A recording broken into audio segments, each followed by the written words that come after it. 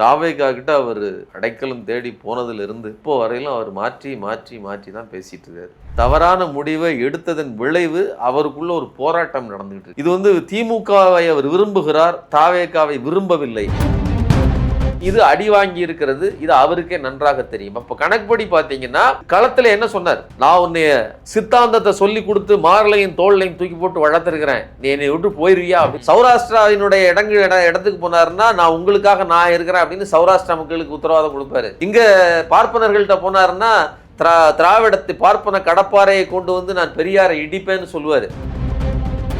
இந்த திரை போதை நீங்கள் ஒரு நாள் படத்தை பார்த்துட்டு நீங்க அதை உங்க வாழ்க்கையை சீரழிச்சிட்டீங்களா? இப்ப இப்படிப்பட்ட ஒரு சிக்கல்ல தான் அவர் இருந்தார். இன்னைக்கு கட்சிக்குள்ள நீங்க இருக்கீங்க, நீங்க ஆட்சியில் பங்கு ஒரு கட்டத்துக்கு மேல முதல்ல போகும்போது ஒன்று சொன்னீங்க, நாங்க வெளியிலிருந்து ஆதரவு கொடுக்க போறோம்னு. அப்படி மெல்ல மெல்ல மெல்ல படிப்படியாக இப்போ அவங்க முங்கிட்டீங்க.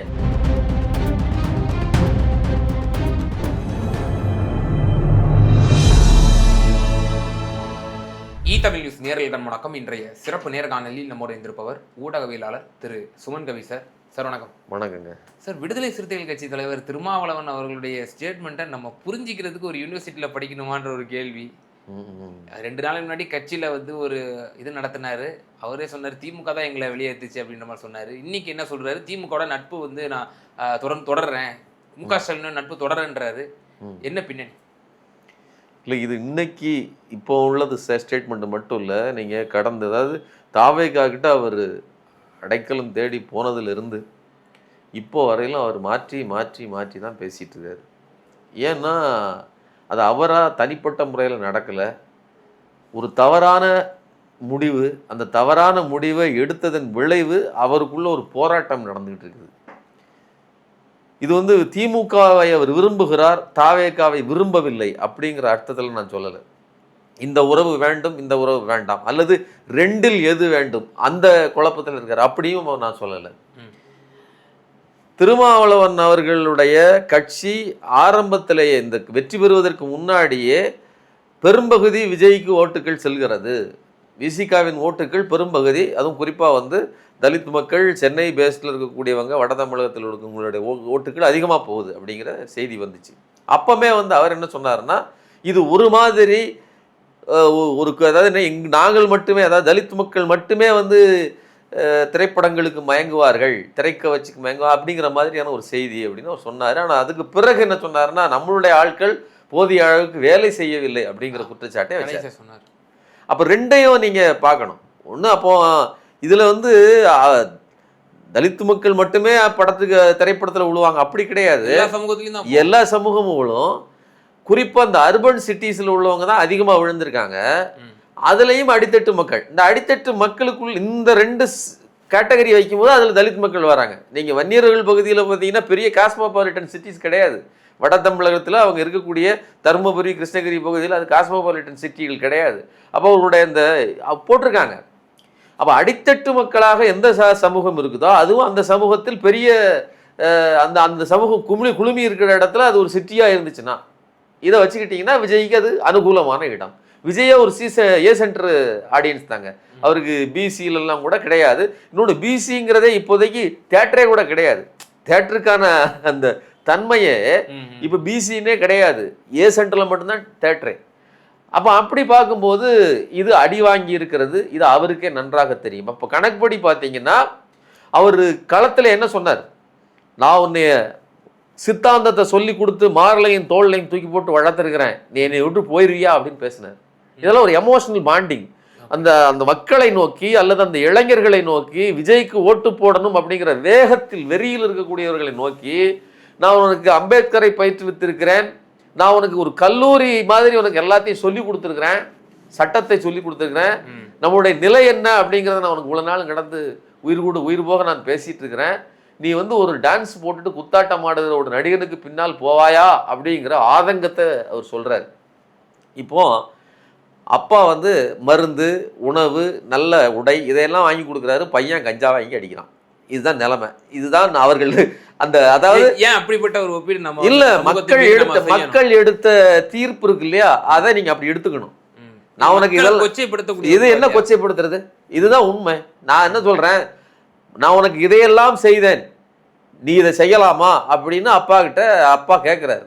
நான் பாரு உனக்காக நல்ல உடைகளை வாங்கி கொடுத்துருக்கிறேன், நான் நல்ல ஒரு உணவை வாங்கி கொடுத்துருக்கேன், நல்ல படிப்பு உனக்கு படிக்க வச்சிருக்கிறேன், நீ இப்படி ஒரு சினிமாக்காரன் பின்னாடி போகலாமா அப்படின்னு அவர் கேட்கிறாரு. இல்ல அண்ணன் திருமா கூட இப்படிப்பட்ட தடித்த வார்த்தைகள் சொல்லல. இப்ப நான் இந்த இன்னொரு கேள்வி கேட்கலாம். இப்ப சீமான் அவர்கள் தொடர்ந்து இஸ்லாமியர்களுக்காக நான் குரல் கொடுக்குறேன், உங்களுக்காக எதுனாலும் நான் நிக்கிறேன், ஆனா நீ போய் திருப்பி திமுக போட்டு நீ கெடுத்து வச்சிருக்கிற, நீ சைத்தானின் பிள்ளை அப்படின்னு ஒரு கோவத்துல சொன்னாரு. அதை நம்ம பிடிச்சி வச்சுட்டு பார்த்தீர்களா இஸ்லாமியர்களே அவர் இப்படி சொல்லிவிட்டார் அப்படின்னு நம்ம சொன்னோமா இல்லையா? இல்ல அது வேற. சீமானே ஒரு திரைக்கவர்ச்சியின் பின்னாடி இருந்து வந்தவர் தான். சீமானுக்கு திரைப்படம்னு ஒண்ணு இல்லைன்னா அந்த அவருக்கு எந்த ஐடென்டிட்டியும் கிடையாது, எந்த மூஞ்சும் கிடையாது. திரைக்கவர்ச்சியை வைத்து அவர் எத்தனை ஓட்டு வாங்கிட்டாரு, அறுவடை பண்ணிட்டாரு. நான் சொல்லிடுறேன். அப்போ அவருக்கு அந்த ஐடென்டிட்டிங்கிறது அங்கிருந்து தான் வருது. அதுக்கு பிறகு அவருடைய பேச்சு, அவர் திரைப்படத்தையே மேடையில் நிகழ்த்தி காட்டினாரு, வசனம் பேசினாரு, எல்லாம் பண்ணாரு. ஆனால் நடைமுறையில் அவர் எப்படி நடந்துக்கிட்டாரு? சௌராஷ்டிராவினுடைய இடத்துக்கு போனாருன்னா நான் உங்களுக்காக நான் இருக்கிறேன் அப்படின்னு சௌராஷ்டிரா மக்களுக்கு உத்தரவாதம் கொடுப்பாரு.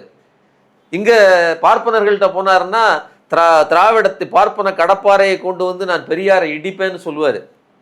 இப்படியெல்லாம் சொல்லிட்டு போய் நீங்க இஸ்லாமியர்களை திட்டுறதுன்னு அது நியாயம் இல்லை. அதாவது ஒரு ஒரு கொள்கை கோட்பாடு ஒரு அடிப்படை இருக்கணும். திமுகவுக்கு அப்படி ஒரு அடிப்படை இருக்குது.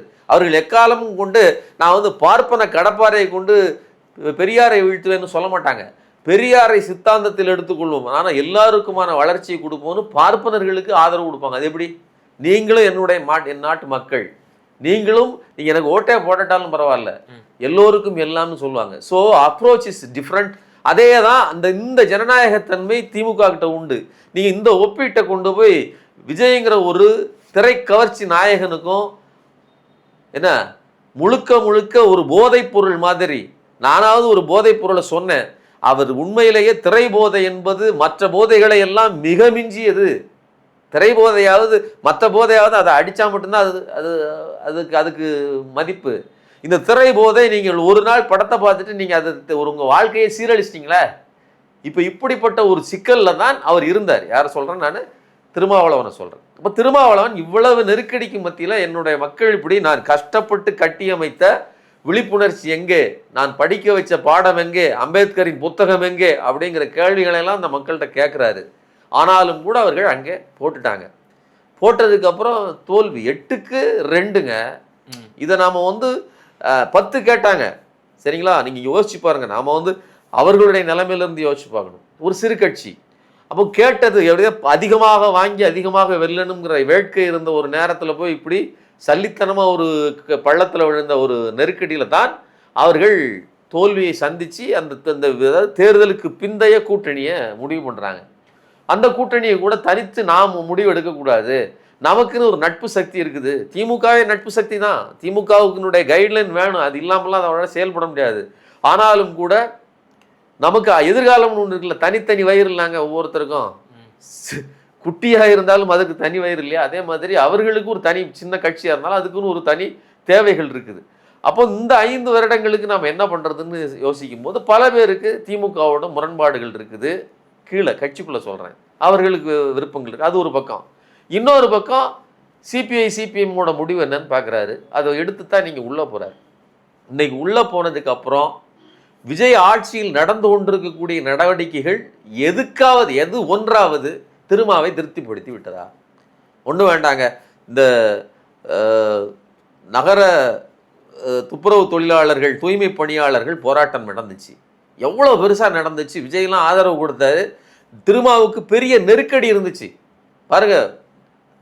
பெரும்பகுதி தலித் மக்கள், பெரும்பகுதி பேர் இப்படி சாக்கடைக்குள்ள இறங்கி நின்று போராடுறாங்க, கடலுக்குள்ளே போராடுறாங்க, எல்லாம் நடந்துகிட்டு இருக்குது.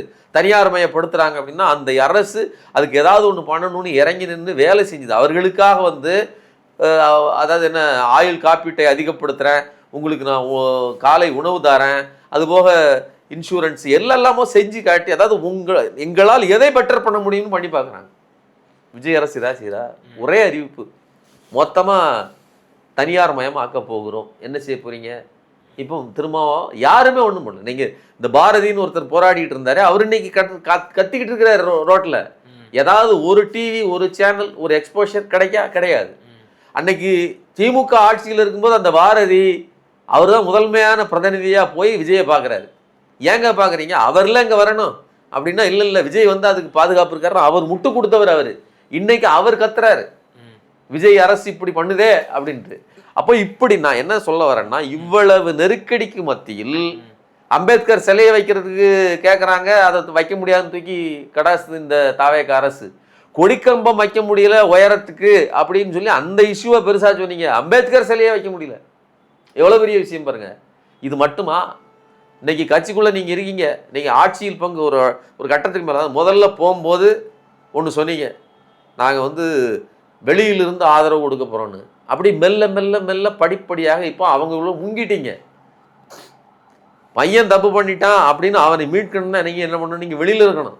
கிணத்துல ஒருத்தர் விழுந்துட்டாரு அப்படின்னா நான் அவருக்கு கயிறு போட்டு எதையாவது ஒன்று போட்டு இழுக்கணும். சரி, நிறைய பேர் விழுந்துட்டாங்கன்னா நான் மீட்க போகிறேன்னு சொல்லி நானே குதிச்சேன்னு வச்சுக்கோங்க, மொத்தமாக சேர்த்து என்னையும் காலை இழுக்கிறாங்க. அப்படிப்பட்ட நிலைமையில்தான் கட்சி இன்னைக்கு மொத்தமாக தாவேகாவுக்குள் மூழ்கி கொண்டிருக்கிறது. ஓ சார், இப்போ வைகோ வந்து இப்போ திமுக நேற்று கூட்டணி இருந்தாரு, இன்னைக்கு தாவேகா கூட்டணி போன உடனே நேர்முரணா போய் பேசிட்டு இருக்கிறாரு, அதை நம்ம விமர்சனம் பண்றோம்.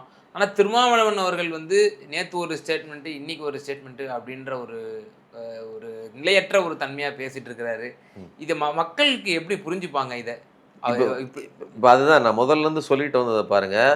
முதல்ல கட்சியின் ஆதரவாளர்கள்னு சொல்லுற அவர் உருவாக்கி வைத்திருந்த அந்த வாக்கு வங்கி, அந்த மக்கள் பெரும்பகுதி பேர் விஜய்க்கு போயிட்டாங்க, விஜய்க்கு ஓட்டு போட்டிருக்காங்க. அடுத்த கட்டமா அவர்கள் வெளியில வரணும், அது வருவாங்கிறது உத்தரவாதம் கிடையாது. இப்போ திருமா ஒரு தலைவர், அவருடைய ஒரு பிலாசபர், அவர் வந்து ஒரு நல்ல விஷயங்களை பேசுவார், அதெல்லாம் ரைட்டு. வாக்கு அரசியலில் அவருக்கு என்ன இம்பார்ட்டன்ஸ்? அவருடைய நம்பர் தான் கணக்கு. சரிங்களா? உங்களுக்கு எவ்வளவு சொத்து பொத்து என்னென்ன இருந்தாலும் உங்களுடைய கல்வி, உங்கள் தகுதி சில இடங்களில் கல்வி தான் பேசும்.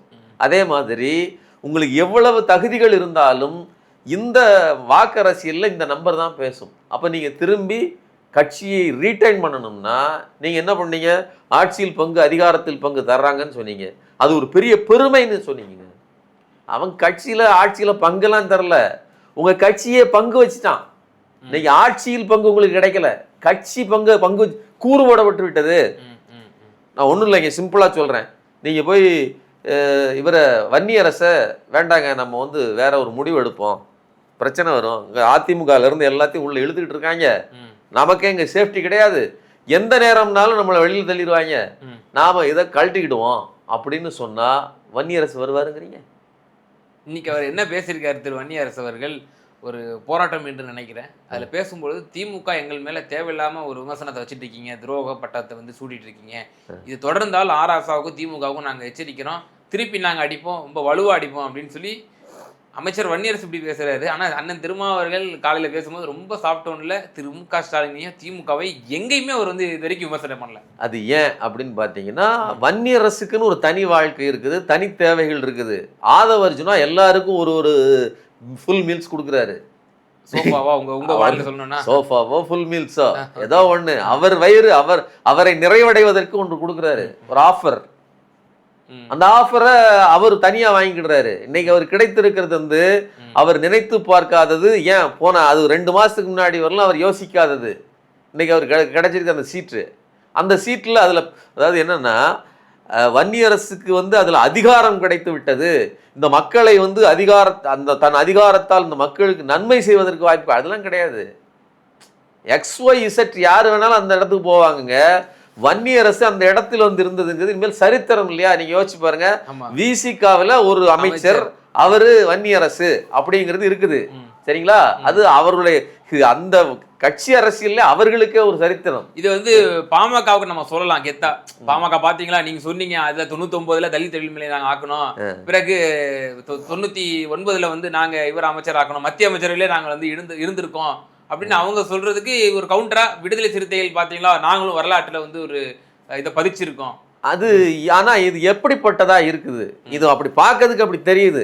ஆனா இப்ப என்ன நடந்து போச்சு அப்படின்னா, அவரவர் தேவைகளை பூர்த்தி பண்ணிட்டதுனால உங்களுக்கு அரசியல் தேவை காரணமாக உங்க கட்சியை நீங்க நிறைவேற்றணும், இழந்த வாக்குகளை உங்கள் பக்கம் உருவாக்கணும். இப்ப இன்னைக்கு வந்து விசிகாவும் தாவேகாவும் சேர்ந்து இருக்குது, ஓட்டு யாருக்கு? சும்மா சொல்றேன், நாளைக்கு இடைத்தேர்தல் வருது, திருச்சி கிழக்கு வருது, அண்ட் அது போக ஒரு 5-6 இடங்கள்ல தாவேகாவுக்கு தான் ஓட்டு தாவேகாவுக்கு தான். விசிகாவினுடைய கோர் ஓட் பேங்க் வந்து அடிப்படையில் தாவேகாவாக மாறிவிட்டதா, இந்த கேள்வி கேளுங்க. விசிகா பக்கமே இருக்கிறதா? அவங்களுக்கு விசிகாவுக்கு என்ன தெரியுமா இப்ப பிரச்சனை? அது ஒரு முற்றாக முழுதான பாஜகவின் குட்டி. அது முழுக்க பாஜக செய்யற அத்தனை வேலையும் செய்து, அதை விட வீரியமாகவும் செய்து. சரிங்களா? நீங்க சோஃபா அனுப்புறதுல இருந்து அடுத்தவன் கட்சியை கலைக்கிறதுல இருந்து உடைக்கிறதுல இருந்து எல்லா காரியங்களையும் எதிர்கட்சிகளை வீழ்த்துவதற்கு கேஸ் போட்டு அவர்களை நெருக்கடி கொடுப்பதிலிருந்து எல்லா வேலைகளையும் பாஜகவை விட வீரியமாவே செய்யறாங்க. அது எல்லாம் உள்ள இருந்து நீங்க பார்த்துக்கிட்டே இருக்கீங்க. எத்தனை நாள் நீங்க பார்த்துட்டு இருக்க முடியும்? இது ஒரு பக்கம். உங்களுக்குன்னு ஒரு ஷேரை போட்டு ஓய்வெடுங்கிற மாதிரி ஒரு ஓரத்துல உட்கார வச்சாச்சு. இனிமேல் நீங்க உங்களுக்கு அரசியலே கிடையாது. நீங்க என்ன யோசிச்சுட்டு இருக்கீங்க? அதாவது நம்ம என்ன நினைச்சிட்டு இருக்கிறோம், ஆட்சியில் பங்கு அதிகாரத்தில் பங்கு கொடுத்ததுனால விசிகா கட்சி அப்படி மேல போயிடுச்சு. இல்ல இல்ல இல்ல, ஒரு கிளை அமைப்பாக தாவேகாவின் ஒரு தொங்கு சதையாக அல்லது ஒரு உறுப்பாக மாறிவிட்டது. இனிமே நீங்க நினைச்சு அதை வெட்டி எடுக்கணும்னு நினைச்சீங்கன்னா அது உங்களுக்கு தான் பங்கம். நீங்க தான் துணியா வரணுமே தவிர வன்னியரசு வரமாட்டார். ஓகே, வன்னியரசு வரமாட்டார். ஓகே. இன்னொன்னு நான் அந்த முதல்ல சொல்ல வந்ததை சொல்லிடுறேன். அவர்களுக்கு இருக்கிற இந்த பாசிச முகத்தை மறைப்பதற்கு எது தேவைப்படுது பாருங்க. நாங்க தலித்துகளுக்கு அமைச்சர்கள் கொடுத்துருக்கோம், இத்தனை அமைச்சர்கள் கொடுத்துருக்கோம், இத்தனை இதுல அதுலயும் குறிப்பா வன்னியரசுக்கு நாங்க முக்கிய இடம் கொடுத்துருக்கோம். இதெல்லாம் வந்து அவர்களுக்கு வெளியில சொல்லிக்கணும். ஒண்ணு சொல்றேன் கேளுங்க. முதல்ல இந்த மக்கள் மண்டையில ஒண்ணு புரிஞ்சுக்கணும். இந்த பாசிச சக்திகள் எப்போ கிறிஸ்தவன் ஒருவனை நாங்கள் முதல்வராக்குகிறோம் முன்னிறுத்துகிறோம்னு சொல்லுதோ அப்போ கிறிஸ்தவர்கள் எச்சரிக்கையா இருக்கும். இஸ்லாமியர்களுக்கு நாங்கள் வந்து ஜனாதிபதியா மாத்திரம் அப்துல் கலாமை கொண்டாந்து மேல வைக்கிறோம் அப்படின்னு மோடி அரசாங்கமோ அல்லது அதாவது பாஜகவோ சொல்லுதோன்னா, வாஜ்பாய் அரசாங்கம் பாஜக சொல்லுதுன்னா அப்போ இஸ்லாமியர்கள் எச்சரிக்கையா இருக்கணும். ஓகே.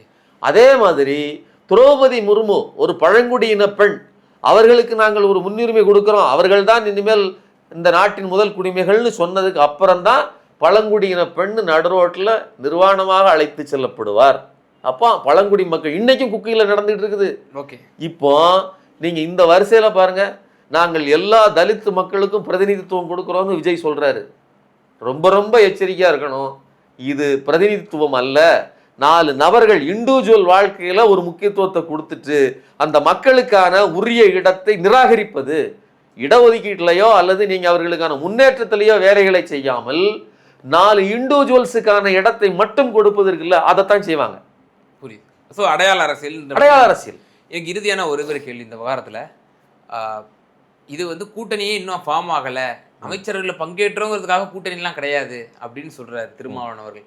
ஆனால் ஏன் அந்த கூட்டணி ஒரு மீட்டிங் ஒன்று போட்டிருந்தாங்க, அந்த மீட்டிங்கில் போய் நீங்கள் கலந்தீங்க அப்படிங்கிற ஒரு கேள்வி இருக்கு. ரெண்டாவது, ஏன் திருமாவளவன் அவர்கள் இப்படி ஒரு முன்னுப்பின் முரணா இருக்காரு? அவருடைய தொலைநோக்கு பார்வை தான் என்ன இதன் மூலியமா? இப்போ இப்படி ஒரு நிலையற்ற தன்மை நிச்சயமா மக்கள் விரும்ப மாட்டாங்க, யாருமே விரும்ப மாட்டாங்க.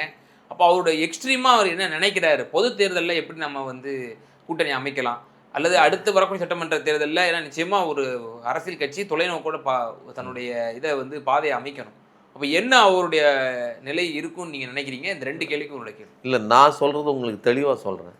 பார்த்து கஷ்டப்பட்டு உழைச்சி ஒவ்வொரு துள்ளி வியர்வையா சிந்தி ஒருத்தர் ஒரு வீடு கட்டுறாரு. கனவுங்க. அவர் வாழ்நாள் ஃபுல்லா 60 வயசு 65 வயசு வரலாம் முழு உழைப்பையும் போட்டு ஒரு வீடு கட்டுறாருங்க. அது உங்களுக்கு மாளிகையா கூட தெரியாம போகலாம், அது சின்ன வீடா கூட இருக்கலாம். சின்ன வீடுனா உங்க பார்வைக்கு அது ஒரு சின்ன வீடா இருக்கலாம். ஆனால் ஒவ்வொரு செங்கலிலும் ஒவ்வொரு மண்ணிலும் ஒவ்வொரு துகளிலும் அவருடைய உழைப்பு இருக்குது, அவருடைய வேர்வை இருக்குது, அவருடைய சோகம் இருக்குது, கண்ணீர் இருக்குது, எல்லாமே இருக்குது. அப்படிப்பட்ட ஒரு வீடு ஒரு சுனாமியிலையோ அல்லது ஒரு குறிப்பிட்ட ஒரு டிசாஸ்டர்லையோ ஒரே நாளில் அழிஞ்சு போச்சுன்னா அவர் என்ன செய்வார்? அப்படிப்பட்ட நிலைமையில தான் இன்னைக்கு திருமா இருக்கிறார். அவருடைய வாக்கு வங்கி இழந்து போயிடுச்சு. இன்னொன்று, கட்சிக்குள் நிறைய பேர் வந்து அதாவது எதையோ வாங்கிடணுங்கிறதுக்காக அதிகாரத்தை பெறணுங்கிற பேரில் உள்ளே போகணுங்கிறதுக்காக போனவர்கள் திரும்பி வர முடியாத அளவுக்கு உள்ளே போயிட்டாங்க. நான் வன்னியரசு மட்டும் சொல்கிறேன், வன்னியரசு மட்டும் கிடையாது, கட்சிக்குள்ளே எல்லாருக்கும் ஒரு விலை இருக்குது இன்னைக்கு. ஏங்க சிபிஐ சிபிஎம்குள்ளே நிலைமை இருக்குதுன்னா தாங்க சிபிஐ சேர்ந்த மகேந்திரம் போய் சேர்றாருங்க. எல்லாரும் இப்போ இன்னைக்கு இன்னைக்கு நான் என்ன சொல்றேன், கம்யூனிசம் சித்தாந்தம், உழைக்கும் வர்க்கம், அது இதுன்னு பேசிட்டு மார்க்ஸையும் லெனினையும் கரைச்சி குடிச்சிட்டு களத்தில் நின்றவங்கெல்லாம் வந்து இன்னைக்கு விற்பனை பொருளாக இருக்கிறாங்க. இன்னைக்கு ஆதவர்ஜுனாவும் லாட்ரி பணமும் இறங்குச்சுன்னா என்ன விலைன்னு எல்லாத்தையும் கேட்குறாங்க. அப்படி இருக்கிற நிலைமையில எல்லாவற்றையும் இழந்து நிற்கிற திருமா மீண்டு திரும்பி வந்தாரு கூட அவர் அந்த கட்டி வைத்த கோட்டை இருக்குல்ல, அது சிதிலம் அடைஞ்சதுதான். மறுபடி அவர் எதை சொல்றேன்னா ஸ்கிராப்ல இருந்து ஆரம்பிக்கணும்னு சொல்லுவாங்க இல்லையா, அந்த நிலைமையில இருக்கிறாரு. அப்போ இனிமேல் திரும்பி ஒருவேளை இப்படி சொல்றேன், திரும்பவே திரும்பி வந்தாலும் கூட திருமாவிடம் திரும்ப அதே வாக்குகள் இருக்குமா, அதே அளவிலான வலுவான தோழமை இருக்குமா, துணை இருக்குமா அப்படிங்கிற கேள்விகள்லாம் இருக்குது. இந்த நெருக்கடியில தான் விஜய் எந்த விஷயத்திலையும் திருமாவின் அதாவது திருமாவுக்கு இல்ல பிலாசபிக்கலி எந்த இடத்துலையும் விஜய் ஒத்து போகவே கிடையாது. ஒன்றும் வேண்டாங்க, நீங்க வந்து நீட்டை எதிர்க்கிறீங்க அப்படித்தானே, உங்களுக்கு கொள்கை அதுதானே, இன்னைக்கு நீட் எவ்வளவு பெரிய பிரச்சனையா ஓடிட்டு இருக்கு, அதை பற்றி வீரியமான ஏதாவது எதிர்வினை உண்டா விஜய் கிட்ட? தேது திமுக இருந்ததுன்னா இன்னைக்கு என்ன நடந்துட்டு இருக்கோம், எவ்வளவு பெரிய விஷயமா இப்பவே அதான் செஞ்சுக்கிட்டு இருக்காங்க. இப்பவே அங்க டெல்லியில போய் போராடுறாங்க, இங்கேயும் வந்து கடுமையா இது பண்றாங்க, எல்லாம் நடக்குது. ஆனால் நீங்கள் அடையாளத்துக்கு கூட ஒண்ணு செய்யல, விஜய் செய்ய மாட்டாரு. அதே மாதிரி எவ்வளவு பிரச்சனைகள் இருக்குது, எதற்கும் பெண்கள் பாதுகாப்பு, எதற்கும் தலித் மக்கள் பிரச்சனை, எதற்கும் விஜய் ஒரு துளியும் இறங்க போவதில்லை. இதற்கு மத்தியில இன்னொரு செய்தியும் இருக்குது. இவர்களையெல்லாம் உங்க வச்சுக்கிட்டே அந்த பக்கம் அதிமுகல இருந்து ஒவ்வொருத்தரையா நூல் போட்டு இழுக்கிறீங்க. இழுக்க என்ன நடக்குது உங்களுக்கு? இங்க பயம். நான் ஏற்கனவே உங்கள்ட்ட சொன்னேன், இந்த செய்தி ரொம்ப முக்கியமானது. திருமா என்ன சொல்றாரு, நான் எக்காரணம் கொண்டும் இந்த அரசு கவிழ்வதை நான் விடமாட்டேன், நான் உத்தரவாதமா இருக்கிறேங்கிறார். ஒரு கணவன் மனைவி, அவர்கிட்ட வந்து அப்போ அந்த மனைவி சொல்றாங்க, என் பிராணநாதா, பழைய திரைப்படங்கள்லாம் பார்த்துருப்பீங்கல்ல, உங்களை விட்டு நான் ஒரு நாளும் போக மாட்டேன், நீங்கள் தான் என் தெய்வம், நம்ம உங்க குடும்பத்தை பாதுகாக்கிறதா என்னுடைய வேலை அப்படின்னு ஒரு மனைவி சொல்றாங்க. ஆனா அவரு காந்தா வீட்டுக்கு போறாருன்னு வச்சுக்கோங்களேன். மத்தியானம் ஆயிட்டுன்னா அவர் காந்தா வீட்டுக்கு போயிட்டு, அப்ப என்ன அர்த்தம்னா, ஒண்ணு காந்தாவை நாடுறாருங்கிறது மட்டும் இல்ல, ஒன்னு நம்ப மாட்டேங்கிறாருன்னு அர்த்தம். அப்போ திருமாவளவனை முழுவதுமாக ஆதவர்ஜுனாவோ அல்லது விஜயோ நம்பவில்லை. சின்ன ஒரு குறுக்கிட்டு, இப்போ இந்த கூட்டணியே முதல்ல ஃபார்ம் ஆகல, டிவிக்கே கூட்டணியே ஒண்ணு கிடையாது, பேர் வைக்கல அப்படின்னு திருமாவளவன் சொல்றாரு. இதுக்கு பத்திரிகையாளர்கள் திரு மாணிக்கம் தாக்கூர் அவர்கிட்ட ஒரு கேள்வி கேட்டாங்க. அதுக்கு மாணிக்கம் தாக்கூர் என்ன சொல்றாரு, இந்த வார்த்தை விளையாட்டுலாம் வந்து இது பண்ணக்கூடாது, இது என்ன 2 டிவியை சொல்றாரு, அது என்ன இந்த மாதிரி என்ன ஒரு இதுவா, நகைச்சுவை ஷோவா இது, அப்படிலாம் கிடையாது, நாங்களும் ஒரு கூட்டணி தான் அப்படின்னு சொல்லி மாணிக்கம் தாக்கூர் சரமாரியா விமர்சிக்கிறாரு திரு திருமாவளவன் அவர்களை. இது எப்படி பாக்குறது? இது வந்து மாணிக்கம் தாக்கூரும் மட்டும் இல்ல, காங்கிரசினுடைய அந்த தரப்பு இருக்கு இல்லையா, நீங்க முந்தைய தலைமை இருக்காருல நம்ம செல்வ பெருந்தகை, அவர் ஒரு விதமா இருப்பார். அவர் இந்த தமிழ்நாட்டினுடைய சூழல் இது எல்லாத்தையும் கணக்கில் கொண்டுதான் அவங்க இருப்பாங்க. அவங்க இந்த பழைய ஒரு பொலிட்டிக்கல் பேட்டர்ன்ல இருக்கிறாங்க. இன்னைக்கு இவர்கள் என்ன இருக்கிறாங்கன்னா, மனசாட்சியோ எதுவும் கிடையாது, அறுத்தடி தூரத்துக்கு போடு, எது மார்க்கெட்ல எது லாபமா இருக்கா அதை பிடிச்சிக்கோ அப்படிங்கிறது. இது ஒரு வகையான அப்ரோச். தார்மீக ரீதியா அணுகிறது இல்லை. ஆமா, தார்மீகமே கிடையாது. அரசியல்ல தார்மீகம் பார்க்கலாமா பார்க்கக்கூடாது ரெண்டாவது. ஆனால் அடிப்படையில் ஒரு சின்ன அடிப்படை உண்டு இல்லையா, நீண்ட கால ஒரு கூட்டணி, இப்படிப்பட்ட எந்த ஒரு இதையுமே கணக்கில் எடுத்துக்கிடாம நாளைக்கு இது தாங்குமா? ஒண்ணும் வேண்டாங்க, இந்த மாணிக்கம் தாக்கூர்ட்டே கேட்போம், இந்தியா கூட்டணிக்கு தாவேகா வருதா? திமுக வரல இல்லைங்க, திமுகவை அப்பாவை காணுங்கிறல்ல, இந்தியா கூட்டணியிலே காணும்ல, இடம் ஃப்ரீயா தானே இருக்குது, நீ வந்து உட்கார வேண்டியதானே அந்த சீட்டு, அப்ப ஏன் நீ வரமாட்டேங்கிற? அப்ப இந்த அளவிற்கு போங்காட்டம் ஆடுகிற ஒரு தாவேகாவை வச்சுக்கிட்டு, ஒரு நடிகனை வச்சுக்கிட்டு நீங்க எப்படி உத்தரவாதமாக இந்த சமூக நீதியெல்லாம் விட்டுருங்க, பாஜகவை நீங்க எப்படி எதிர்ப்பீங்க? கொள்கை எதிரிங்கிறீங்க. கொள்கை எதிரி இன்னைக்கு அவங்களோட ரொம்ப டீலிங்ல இருக்காங்க. அவங்க நினைச்ச தீர்ப்பெல்லாம் கிடைக்குது. என்ன நீதிமன்றம் அவர்கள் நினைத்த மாதிரி அவர்களுக்கு தீர்ப்பு கொடுக்குது. கண் சிவர்ந்து பதில் கொடுத்தார் நீதிபதினு சொல்றாங்க. அப்படிங்களா? அப்படி அந்த அளவிற்கு பாஜகவோடு இவ்வளவு இணக்கமா இருக்கிறாங்க. அப்படி இருக்கும்போது இந்த பக்கம் உங்களை வச்சுக்கிட்டு பாஜக அதிமுகவில் இருந்த ஆளை இழுக்கிறார்கள், எல்லா பாசிச வேலைகளையும் செய்கிறார்கள். இப்ப நீங்க அடங்கி போறீங்கன்னா, நீங்க உங்கள் தேவைக்காக, உங்களோட இன்னைக்கு இருப்பு இருக்கு இல்லையா, அதற்காக பேசுறீங்க. ஆனா திருமாவுக்கு ஒரு தனி கட்சி இருக்கு, தனி வாழ்க்கை இருக்கு, அது இழப்பு இருக்கு இல்லையா, பணம் வந்திருக்கலாம், இன்னைக்கு கட்சிக்காரங்களுக்கு அதிகாரம்ங்கிற பேர்ல ஏதோ ஒரு அடையாளமாவது கிடைத்திருக்கலாம். ஆனால் இழந்தது என்பது ஆட்சி அதிகாரம் கிடைத்ததல்ல, கட்சியே காலி அப்படிங்கிற நிலைமையில இருக்கிறாரு. அதனால தான் அவர் மீண்டும் வேறொரு இடத்துக்கு வர வேண்டும், கட்சியை மறுபடியும் ரீபில்ட் பண்ணணும் அப்படிங்கிற எண்ணம் அவர்கிட்ட இருக்குது. ஆனால் உள்ளே பதவி சுகம் கண்டவர்களோ அல்லது நீங்க சொன்னீங்க இல்லையா மாணிக்கம் தாகூர் மாதிரி பதவி சுகத்துக்காகவே அலைகிறவர்களோ என்ன வேணும்னாலும் பேசலாம். பல்வேறு விவகாரங்கள்ல எங்கள் நேயர்களுக்கு ரொம்ப தெளிவாக உங்களோட கருத்துக்களை பகிர்ந்தீங்க. ரொம்ப நன்றி. நன்றி.